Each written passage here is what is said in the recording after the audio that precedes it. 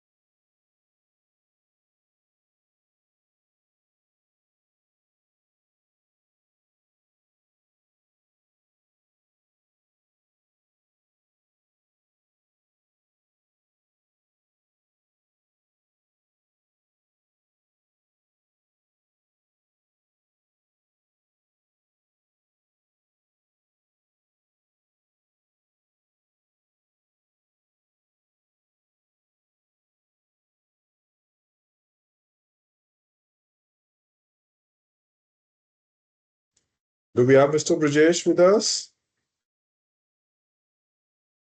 Yeah, we are good to go.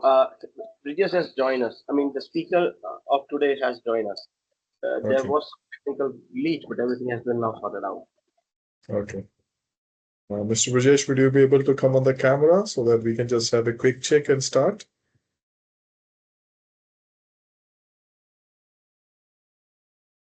Yeah, Bridges. Hey, good. Am I You visible can, right now? Yeah, you are and you are audible. So I think without wasting other further time, let's start.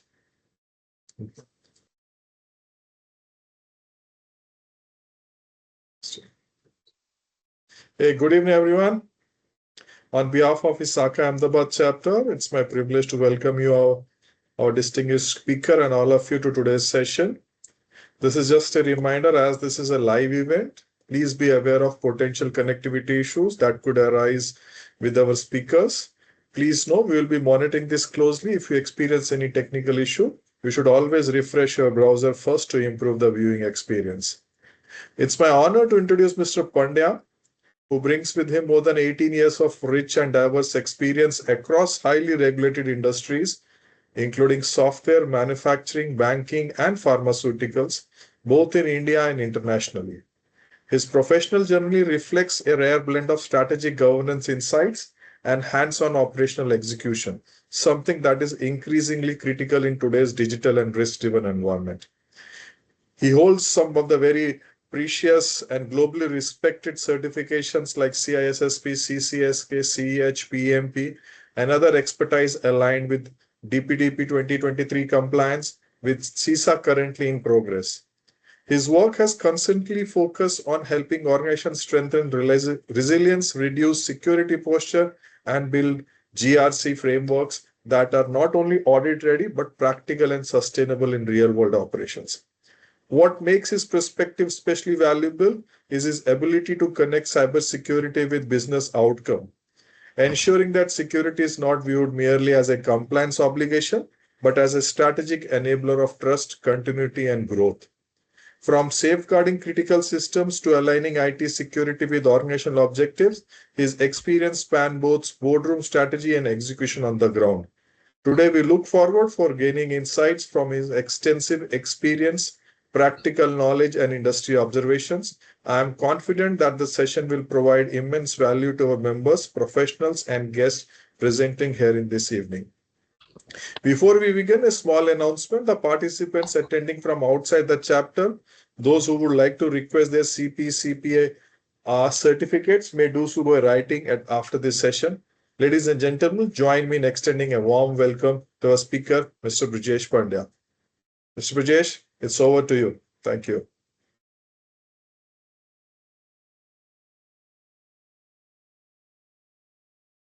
Good evening, all. Thank you very much for providing me an opportunity, and some of the known faces are there in the meeting as well. So it's glad for me to they are also joined over here. Uh, and I'm thanking all of you from the Isaka Ahmedabad chapter and for the participation in this forum. And thank you for the providing a broad introduction of myself from Anish. I will just give you two lines into that one. I'm Rajesh Pandya, and I'm currently working with pharmaceutical company. And as he said, I have experience over the 18 plus years in the IT sector. I have a certification in CISSP, CCSK, PMP, and currently pursuing the CSI as well. So tonight, I just don't want to bore yourself because I know that it is a Saturday evening time and everyone is enjoying. So and after that, IPL match is also there. So don't want your interest to be in much into that one. So I will make this conversation more into the talk like that one instead of the presentation. So today I'm just going to talk about the one of the new ransomware family. I think this is a more or less like a case study for us that what is the going to happen in the right now. The attacks are happening all over the world right now, and how it is moving. And as an auditor and security leader, what we need to check and work on that one. So that is related to that one. And hope that this presentation will be communicated to influence. If anyone is having the question, you can stop me. If I know about the answer, I will try to resolve it immediately, or else I will try to find it out from my end and give the best answer for that. Thank you very much. I will just start the presentation. Before that, I will just give you a brief introduction about the today's ransomware family. Most of the sophisticated adversaries are not caring about our compliance checklists, that what gaps we are having in the policies and practice daily policies we are having. So today we talk much about the ransomware family, how it is growing fast, and this family is faster than the Lockbit and Dragon Force. I'm not going to worry you about this one. We are going to talk more about the how we can recognize about this family and how we can do the preventive action and how we can coming out of this kind of situation early. So this ransomware group has more than 480, nearly 500 attacks in 6 months. And if what the recent attack of the this family is faster than Lockbit, and even it is faster than Dragon Force. So it is not caring about the size of the organization, whether the organization is small size, medium size, it don't care. Because हमने काफी बार सुना है कि हम जब ransomware के बारे में बात करते हैं तो people are thinking that India उसमें तो क्या हो सकता है ransomware. Our organization is very small one. So ये एक perception हो जाता है हमारा कि भाई इंडिया में तो ऐसा नहीं हो सकता बड़ी ब्रांड है तो वहां पे ही only we will face ransomware attack. So as a small firm, we will not face any kind of attack. So this is most of the perception what I have understood from most of the security people over in India.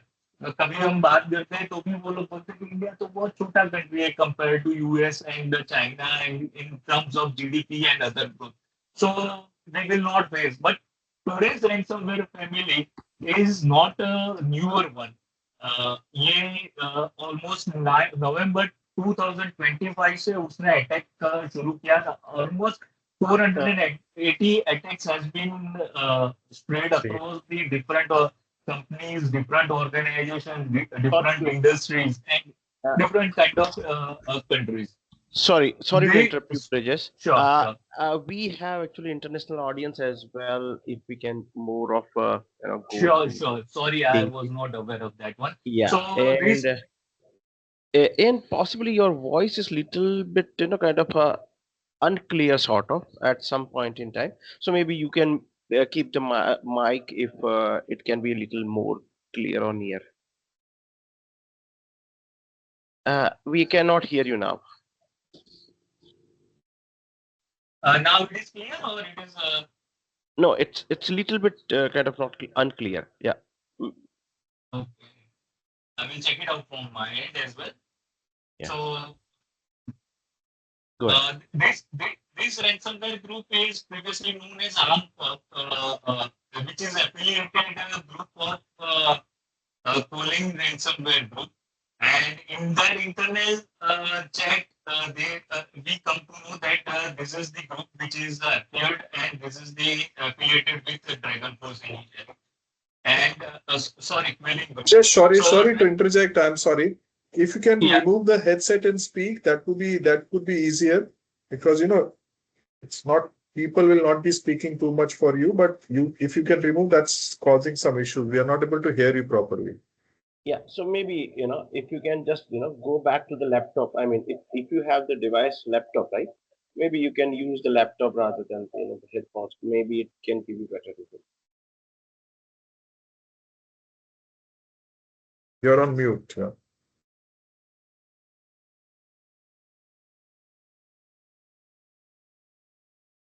now am I audible? Yeah, That's much better. it's much better. Yeah. Yeah. Sorry for the inconvenience. So I will just repeat the two or three line I just said previously. This ransomware group is not known right now, but it is a previously old affiliated group. Cooling Group was the it is a part of that group, and it is known as Amcop, and that is the from their internal chat. We come to know that this is the group is there. And one of the thing of this group is it is if we compare it with the Dragon Force has taken almost 2 years to target 150 plus victim, and compared to this, more than 400 victim is right now with this group. So I will just share my presentation on the screen, what this group is and how it is impacting right now. Just a minute. I hope that my screen is visible to all of you, right? Yes. Yes, Yeah. it is. Yeah. So this group is Gentleman Ransomware Group. So by name, this group is no more ransom gentlemen.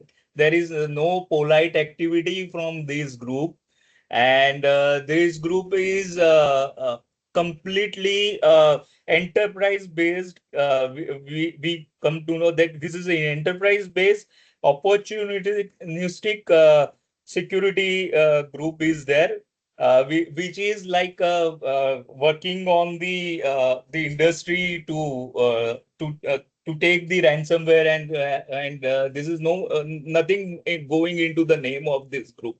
So this gentleman ransomware is recently started. I think they have introduced in November 2025 onwards.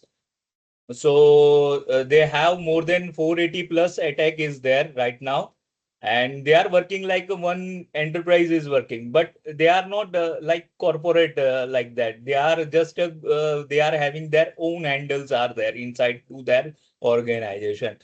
So it is not a work. It is working as a RAS. It's part of the RAS as well. So what I will start the first slide. Just a minute.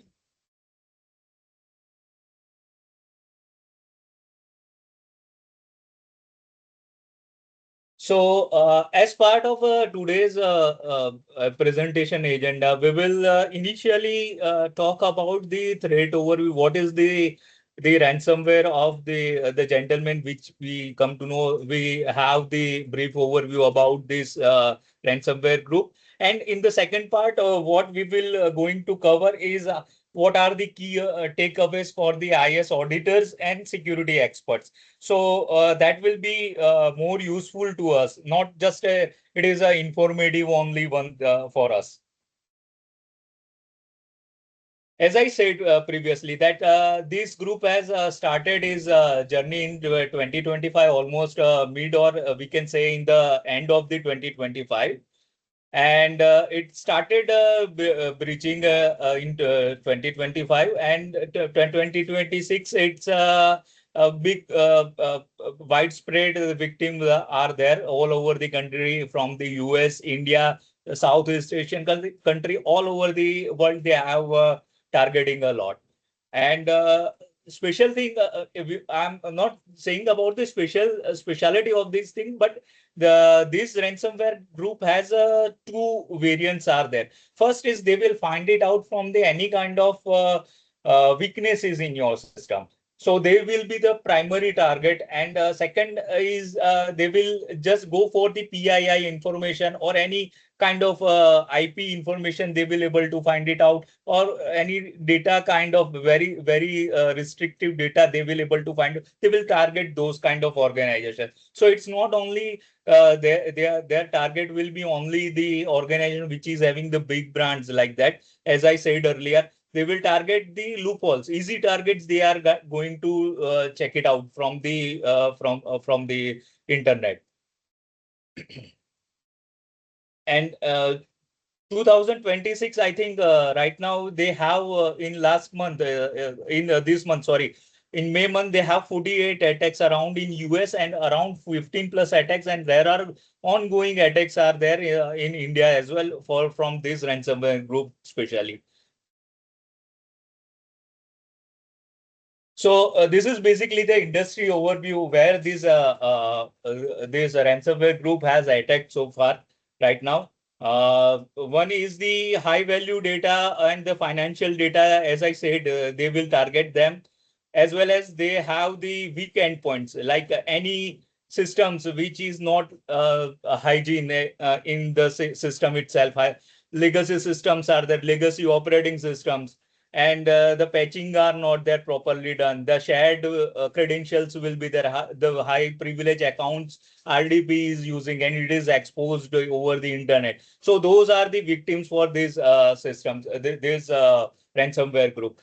So if we are able to see right now, the manufacturing is leading with the 32%. Most of the manufacturing and technology, and followed by other units are there, like business services and healthcare and financial are there. But the graph can deviate, and it can change as the year progresses, because their target are not limited to particular industry, or it is based on the particular finance or healthcare related units only.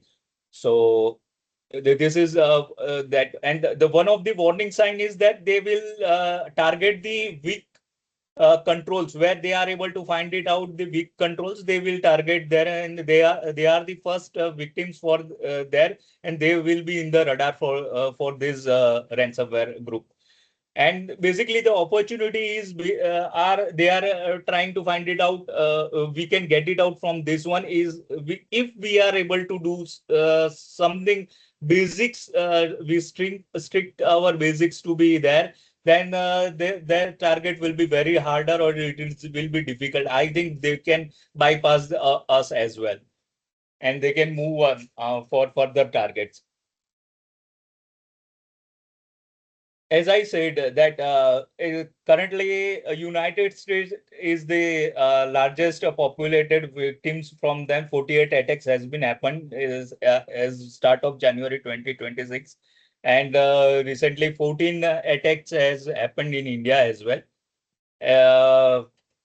This is the most affected one, and I think why most of people are thinking this number is very small, and we are second largest economy right now. So are if these numbers are going to be change, or any targets are going to be there or not, because there are a lot of high rich countries are there in terms of GDP, like China is there, US is there. So why they will target us? So that is not the point in the gentleman ransomware attack.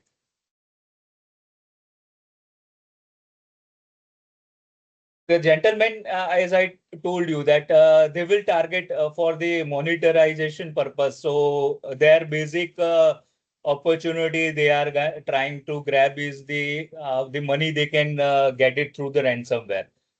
Basically, they will check any SMBs which are small or medium sized organization, and they are having any big targets are there. They will target them as well. And second thing is about this group is they are a double exfiltration group. So what most of us might know about that, because we are all aware of the from the security or IS background. So double exfiltration will, what they will do, they will first encrypt the data which is there in the organization, And at the same time, what they will do, they will ask organization if they are not able to give the money or as a ransom to them. So they will try to ask them that we will expose your data in a public forum. So that will be a reputational impact for any organization as well. So I have one question, audience. If you can revert through chat, it will be fine. When did you do the last legacy system inventory for your hardware and software? Did we maintain any SBOM for that one? And we have validated those legacy DLLs and the softwares are there and the legacy hardware. If you can just take 1 or 2 minutes, I will just pause here. You can revert me over the chat. Once in a year, or what is the frequency for that one?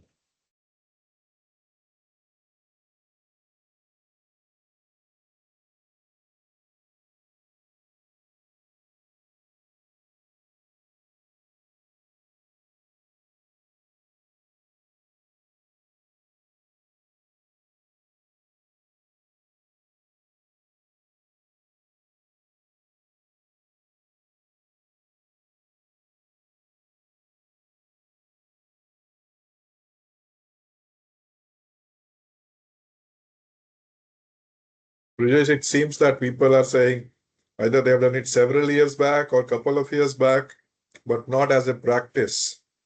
Correct. That is, I am thinking that that will be the answer from most of us as well, because that is not enough, seriously, if from the security perspective.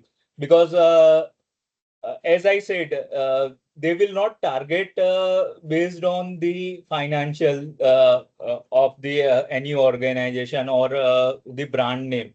They will target the system where they will find the weak endpoints. So if we are not monitoring regularly, what are the applications or what are the DLLs from the application package, we monitor it, which is might be not patched for a longer period of time. So there will be a easy chance that they will get into that one, that organization, and they will target those organizations.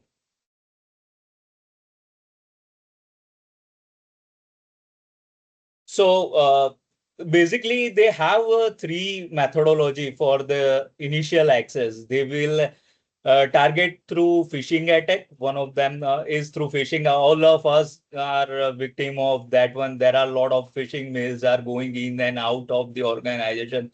Sorry, for the organization, not out for the organization.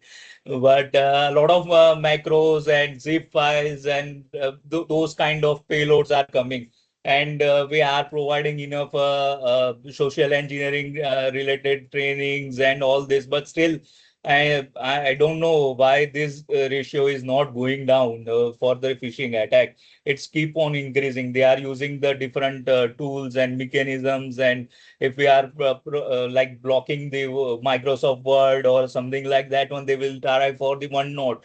So this kind of improvisation, and in the AI world, it is very easy for them to create phishing attack in minutes. Previously, it used to take weeks and weeks of time for creating a phishing mail and targeting to the organization. It was very difficult. But now any script GD can also create a phishing attack, and they can target the organization. So that is one of the prime area. From there, they are trying to get into this one. Second one is Trojanized software. So if any organization is using the cracked software due to the budget constraint or something, that would be possibly the management constraint. But as a security person, these are the things which going to be a primary target. Through malware loader, they will try to load the infectious file to your system or your environment, and they will impact and they will penetrate into the system. So that is the second Trojanized software is the one. And third one is RDP is going to be compromised. So that is still the highest victim. If any RDP 3389 port is exposed over the internet through web or any other channel, they will try to get into the system. But out of these three, if we say RDP is the one of the most common thing that through this initial access vector, they are trying to target into the infiltrate into the system. So that is what right now is trend. We are able to see it, but might be these are the very changing. They are changing their tactics as time is progressing. They will change their tactics and procedures and like that. So that going to be changed from any of this one, and the Trojanized software they might use or phishing attack. So these are the things which going to be hamper to the organization.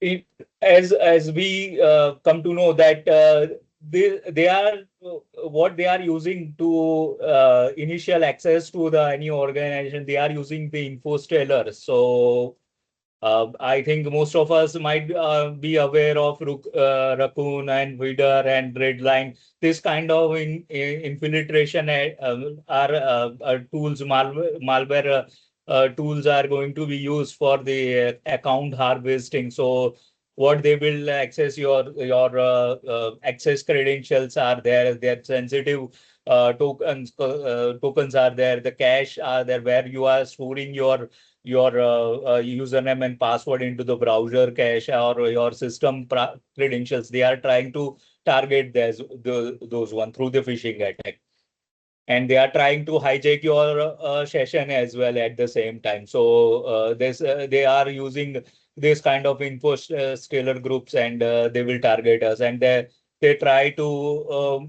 maintain those access.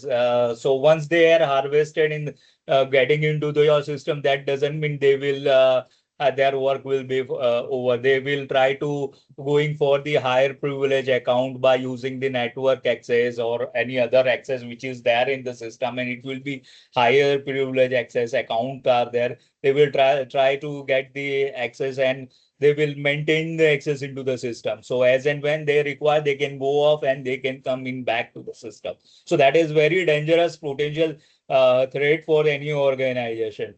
So if when we are going, I will let you know what are the tools they are using it and what kind of tools they use to penetrate into the systems. Some of them are the well-known tools which we are using it into the system in daily routine day in day out life as a system administrator or system account. We are using it.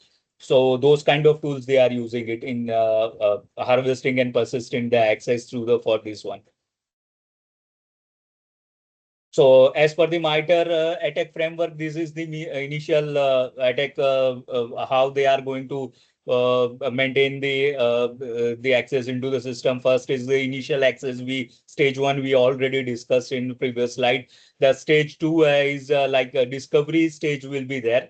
So over here, what they will do, they will once get the access into your system, they will have the overall your network identity, network information, your map into their design will be there, and they will have the access and the information might be most of your internal IT team also not aware. Those kind of information they will get it in quick minutes of seconds, and they will be there for might be days or in weeks they will be there. Their second and third stage after discovery, they will try to retain the command and control center, how they will communicate. They will try to start exfiltrating the data to through their centralized server, and they will try to dump it down over there for ransomware. Like they will ask for the ransom to pay it for that one, and this kind of things they will ask for this one. So gradually, in the later slides, we will discuss about how data exfiltrations are happening and what are the techniques and tools we can use to prevent those kind of command and control communication to be established through the through between your attacker and the C2C. So I think most of us are known about the lol bins. What is lol bins are there? Living out of the land binaries, which is like the tools or the legitimate tools we can say are there. Like say, for example, they are using not the any unfamiliar tools, or they will drop any kind of new tools into your system and try to exploit the information. They will use the known tools which your day in day out your system administrator, your network admin team might be using, like AnyDesk is there, advanced IP scanner are there. There are some tools which are system internal tools which is built in from the Microsoft Windows are there. They are using those kind of tools as well.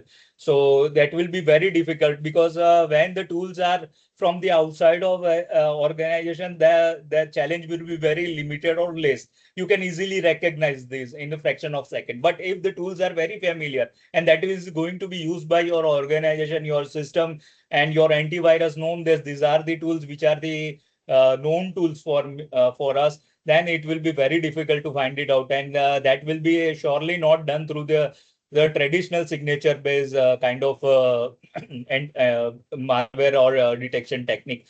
The definitely the requirement for be the higher than that, what it will be behavioral based monitoring is required. Now the stage is going ahead from the traditional signature based kind of detection methodology, because that will anyhow bypass this kind of abnormality in your system, and your system will think that these are the normal applications, and it will allow it to the system to be run.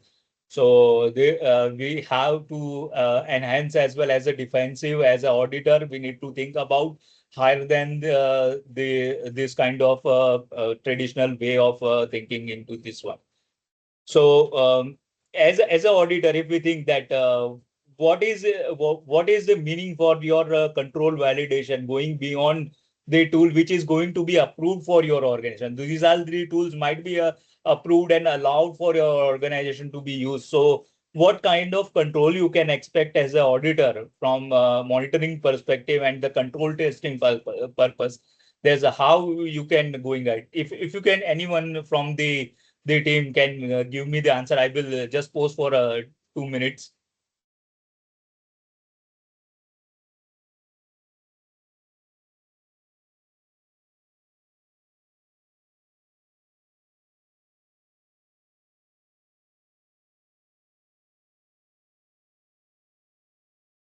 Rajesh, can you just repeat the question?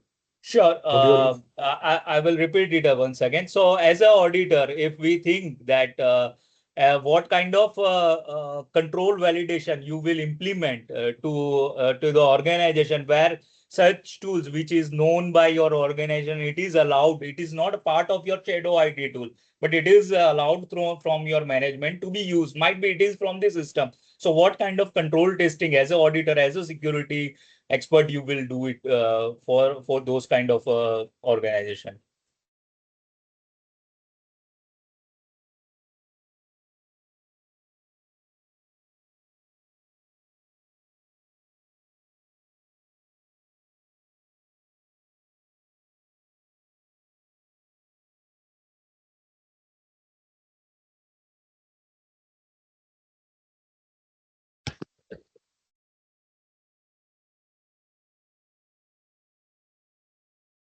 Yeah, certainly it is a difficult question actually. No issues. I will proceed ahead and we will come to know what kind of preventive methodology we can use for those tools to be monitored, and what kind of preventive action we can do it. Not an issue. I will move ahead. So, as we study about this ransomware group, there are certain processes are going to be found, and which is going to be a very common for this ransomware to be run into this one. So most of your processes, they will what they will do, they will deploy it into your TAM folder or your app data folder and try to execute it. over here we can, as a security control, what we can do, we can provide administrative privilege only limited to your support team or your server team, limited to that one. Your normal user should not have any rights to run any execution of any binaries from the system. This kind of temp or app data, or as a secondary, if you are using any signature based antivirus, you can straightforward, you can disallow the any kind of malicious activity to be run from these two folders specially. So these are the folders which I think this ransomware group is specially like this. And if you found anything red flag on that one, and try to start into the investigation and further deep down and try to go into the containment of the stage of the incident management process, incident management plan. So that is the line. From that you can directly isolate your machine and go through and follow your incident management response technique. The second thing about the outbound connection they will establish. So any outbound connection which is through onions, Tor sites are going to happen, or it is through from your HR or your account department is non-working hours. They are exploiting the data to the unknown IP address. Try to monitor it out. This because continuous monitoring is one kind of expertise to come out of this kind of situation early. So better than late, you can awake and try to monitor these systems and your ports are how it is communicating and what kind of exploitation after your office hours is happening to the to from a particular machine or system will be very useful for this one. Apart from that, if you found that there is any uncertain communication from port like 4444, 8888, which is not well known port, and it's not communicating. It should not communicating to this kind of application outside your organization. Then try to definitely block it at your firewall level. Apart from that, there are some key indication which are there, like SMB is communicating, like 445 is communicating suddenly out of the premises, and it's try to communicate over the RPC, over the network. Then it's not a good sign. And apart from that, they are using the well-known tool. I told you about that one. If your organization using any kind of WinSCP kind of tool is you are using for FTP and SMTP, they are using that tool as well for the outbound connection to be established, and they will try to exfiltrate the data over that. And the second last and last one is readme.txt or decrypt.txt. As soon as you found this is the stage from incident management plan. From you have to be aware that you need to your system is already encrypted, and you need to go into the further stage of the incident management process as per your organization policy. So let's talk about the containment measure. As we previously talked about some of the IOCs of this malware. So what kind of containment procedures you can do? Say, for example, if you found that your system is going to be compromised, then what you need to do immediately? Basis you need to isolate that system immediately through your network connection. You need to isolate that one to further spreading into another system.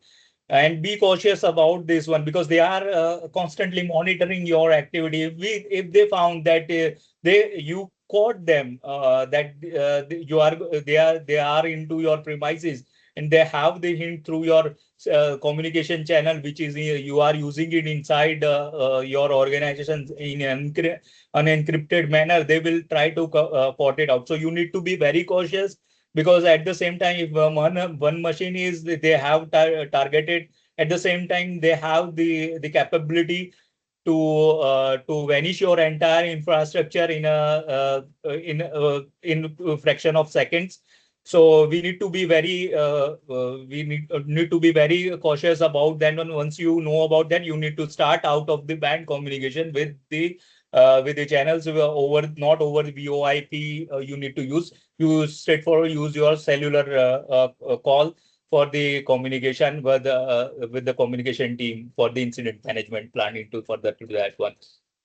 Second step will be the you need to kill the malicious process which is going to be happen into the system. Or you need to stopping like SMB if we are using. Most of us are aware of that SMB previous version is malfunctioning right now. Most of the malware utility and malware tools are using this one, and ransomware group also using the same.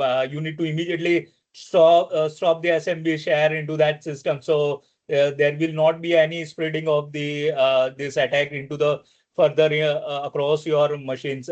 Even you need to make sure that a file share is not enabled into the system. So otherwise, it's going to be literally spread across your network in a very few seconds, because their target is in 45 minutes from the stage 1 to C2C. They can establish the connection with the C2C within a 45 minutes, and that is very less time for a defender to promptly work on the system and do the immediate IRP into the process into the system. So the speed is also required from the defender style as well.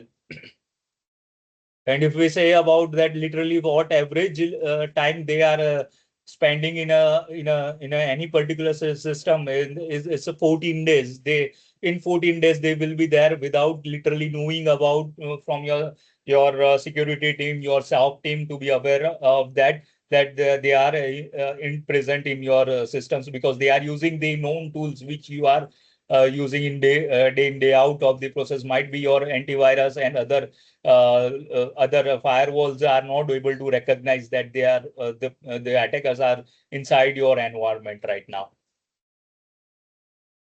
So first thing is what malware removal we need to do. The process what we have to do is the first step is the containment of this one.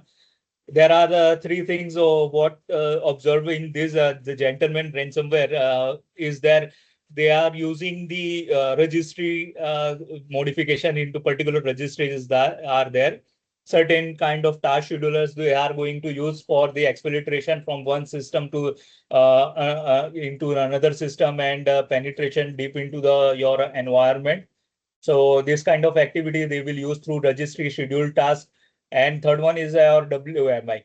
So these three are the key tools are there which you need to monitor it. And if we think about that, the Windows PowerShell previous version are very less providing very limited information to us.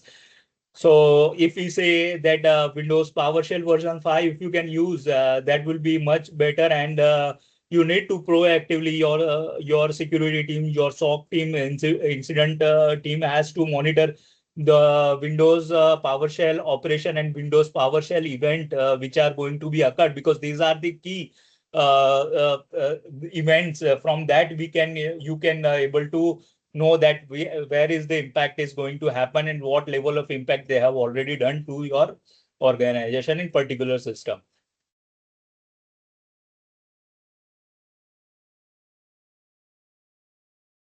So this slide we will talk about the what will be the root cause analysis for this one. What we can do once you come to know that your system is already done, you are already managed the incident, you have come to the system and you have prevent that incident from spreading, and you have taken the immediate action. Now it's a time from your side to understand the root cause analysis, problem management. What was the problem? What goes wrong with your system or your and throughout the organization? So what was the root cause? So first thing will be the your mail log will be the primary indicator. From that you will able to find it out. Any kind of login history, you need to take it out from your Active Directory and other resources that will going to be useful. Third thing will be the user download. Any particular phishing mail from that user is trying to download any suspicious content, and through that it's try to exfiltrate or penetration has happened. So these are the three things are there for the RCA, and it will tell you how it's going to be happen, and you can going forward, you can understand into the formal the core of why it's going to be happen and how you can prevent it further it to going to be not happening for a particular organization. So data exfiltration, I said in the previous slide as well, that data exfiltration, they are using it, the tools and the techniques which we are using it into the system. And exfiltration is also happening like some of the key components of the system, like R copy is there. Those kind of the tools are going to be used for the exfiltration of the data from one system to the C2C. Even for the cloud uploads, they are going to be using it in the cloud infrastructure. We need to be very cautious about that one, because this is ransomware group is not only affecting the on-prem base. It is going to happen to the cloud base. If they find any kind of uncertainty or any weak things into the system, they will try to immediately inject into malware, and they will try to penetrate into the cloud-based system as well, and they will start accelerating the data into this one. So this slide, we will going to talk about the same as like some of the IOCs are there which are having the key relevance related to this ransomware group. Like MD5 is there, SA SHA-1 is there, SHA-1 kind of security file integrity related hashes are available for this ransomware. You can immediately apply it to the from the recognized sources. You can take it and you can apply it. As I previously said about Roro and Onion sites are, if any communication is going to happen, you need to understand that there are something abnormality into the system and in your environment, you need to stop into that communication to be established further into that one. WinSCP in this case is a very common tool is used. Even apart from that, AnyDesk and if we are using TeamViewer, that is also going to be used as a prime tool for the data in encrypted format. They will transfer the data to the C2C. So these are the some of the IOCs we can detect it and we can find it out, and what kind of things we can find for this one. So what are the key improvements we can do it in this one? So first one is the multi-factor authentication needs to be implemented wherever you require. And as IS auditor, as a security person, we know about that there are least privilege access account to be there. So whenever required, then only you need to provide the admin privilege account. Otherwise, you need not have to provide everywhere the admin privilege account. And your RDP is also restricted. You need to monitor it thoroughly. So your RDP either through VPN, you need to communicate it. You need to provide it. Even in the VPN, they provide the anonymity. So you need to monitor VPN access, how they are going to access through VPN. Any unknown devices are going to connect through VPN. Also, you need to channelize that one, and you need to understand how it is going to communicate and what level of communication they are happening, what instrument they use to connect it. So that is one of the thing. Any RDP, if required, then you need to use the PAM as well. So PAM will be used like privilege access management tool, which going to any higher access privilege you need to provide it.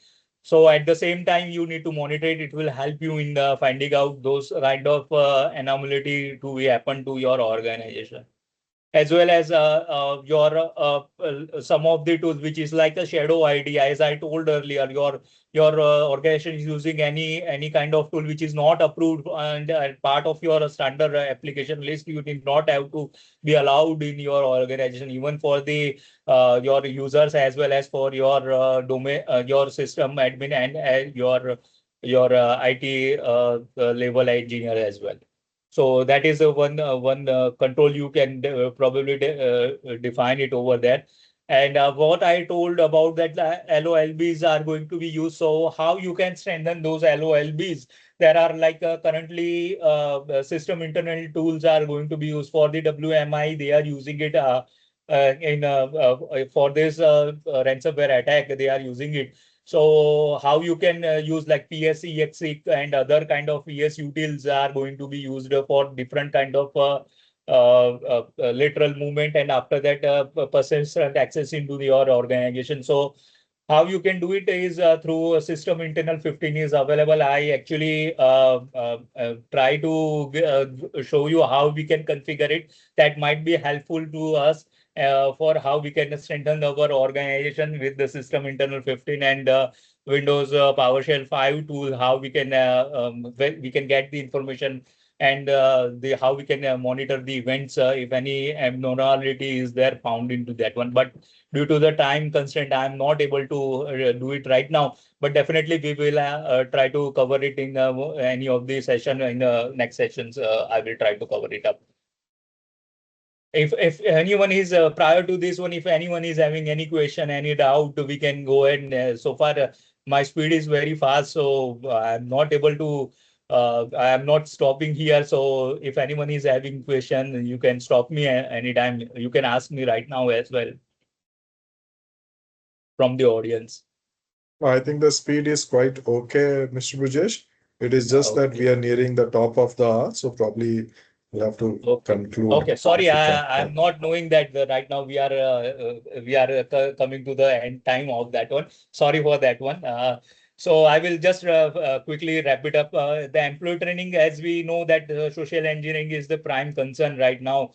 So for the most of the organization are doing the phishing mail, how to recover and what kind of phishing mails are there. Everyone is becoming the phishing exercises in their organization, but still anyhow it is coming out. So no blame is there into that one. But what I think that you need to create a security champion in particular department instead of going into the blame game.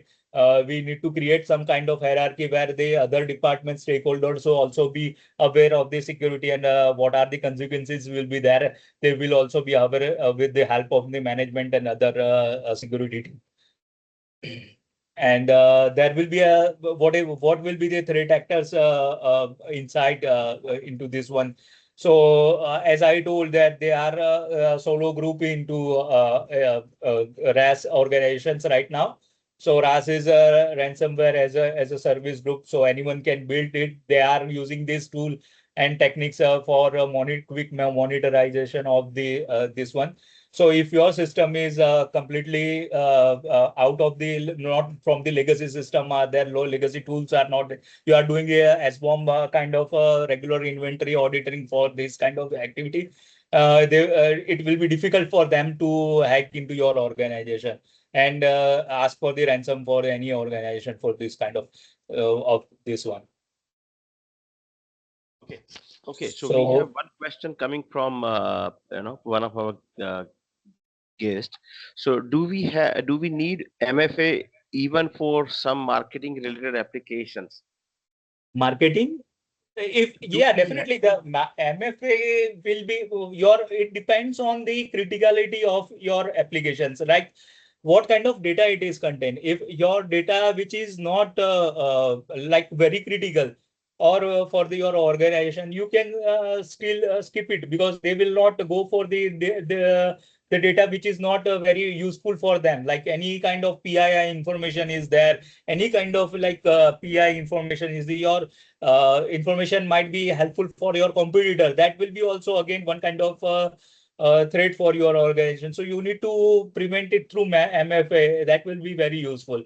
As in when any kind of a SaaS application are there right now, what are lots of attacks are happening, which is like third-party risk management related attacks are there. Third-party risk related attacks are there. So we need to close the boundary and we need to try to prevent it by via third party, via MF and this kind of access. You can restrict it. Yeah. Okay, so just to give more clarification, I'm sorry to interrupt you. So is it that the MFA is one of the extra layer of security over your any of the SaaS application? So generally, what happens we nowadays what we do we possibly put an SSO if it is an enterprise application. So what it does basically it actually creates a tokenization of your credential to redirect to have your enterprise account giving you an access to an application to you and so on. You don't have to put any credential further, but then you have an extra security layer that covers up a second layer, and so it gives you an attention that if you have the MFA controls, I mean, like if you have that 6 or 8 digit PIN, which we say multi-factor authentication, more like a TOTP or maybe OTP sort of. So those numbers, when you use it, then only you have second level of access being granted to you. If you don't have that, possibly there is a case that if your credential is compromised, the far side party have access to it. Just to overcome that, MFA gives you the additional layer of security. However, some places, even in this RAS system, the ransomware access group, generally have mimicked the token of MFA to even go further, nailing down the situation and getting the account compromised, getting the token compromised to reutilize. Okay, but that's where most of the time enterprise what they does, they generally first disconnect your session so that the token cannot be mimicized, because the token is assigned to the session, that is MFA. And that's where first of the thing is they kill the session and then move forward. So the first they will kill the session, then change the password immediately, and post to that, you'll be granted, and from your enterprise side, you'll be granted possibly a new credential, and then they would ask you to kind of re-establish your MFA again. So that would actually create a new QR code and new security key for you. That's how it is. Hope this makes sense. Please go ahead. Thank you, Vishal bhai, for your input and into this one. Further to this one, as auditor, we know that as we pass any kind of compliance checklist, we will feel happy that, but this is not the case, because we have seen some of the organization who has passed the compliance test or compliance audit within a limited period of time, within 6 months. This ransomware group has attacked them recently into this one. So, as a security auditor, as a security leaders, what we need to do, not the compliance is checklist is going to be helpful, but we need to be mature enough about the how we can prevent such kind of attacks as a security ownership. We need to take it into that one. And any kind of gaps gaps we find it out any in any stage, we need to immediately work on that one to strengthen the those this kind of vulnerabilities are going to be happen into our organization. So the I will just take a quick takeaway from our session. It's very few minutes I will take. First thing is MFA. We talk about that one. Second one is the RDP restrictions. We already done. And the third thing is about the backup and restoration strategies, because these are the very essential for any organization. So if we are having the BCP is there, or any backup restoration policy is there, we need to have incident management plan. Although this is not going to happen, we think, but as I said, that we have to be assumed that if we are going to be we are breached. So that will be the quick action. We will get it out, and we come to know that if anything we may miss in certain situation, we can come to know, and we can handle this situation very calmly, and we can overcome this kind of difficult situation very soon. So we need to do the backup restoration test, simulation test. We need to do the BCP is available. Then we need to do the simulation testable top discussion, and we need to evaluate how quickly we are going to going there and coming back to the failover failback is happening. And third is the most critical is incident management plan, because this incident, when it is going to happen, and we will not know if we are not aware of the situation, how the ransomware can impact, and how we will treat, and how our organization people will going to communicate. So through the correct channel, so that there are a lot of steps will be there. So thoroughly do the simulation of the IRP plan as well on by using your run books and playbooks, which you define it with as a standard procedure for your IRP. So that's it from my side. Thank you very much, and thanks for the patience. And I hope that you all enjoyed the session. And if you have any queries or questions, you can directly connect me through brijesh.pandya@live.com. And you can follow me on LinkedIn through @Brijesh Pandya CISSP, and this is my mobile contact number. Anytime you feel you feel free to connect with me. And if you have any question with this session, you can ask me anytime. I hope that everyone has enjoyed, and thanks again for your precious time spending over here with us over the ISACA Ahmedabad chapter. Thank you, and thank you, Vishal Bhai, for providing me opportunity. Thank you, Thank team. Thank you. Yeah. Since we don't have much time, we will quickly close this call and we will not be having any closing remarks here. Thank you for your time. Thank you all. Thank you. Thank you all. Thank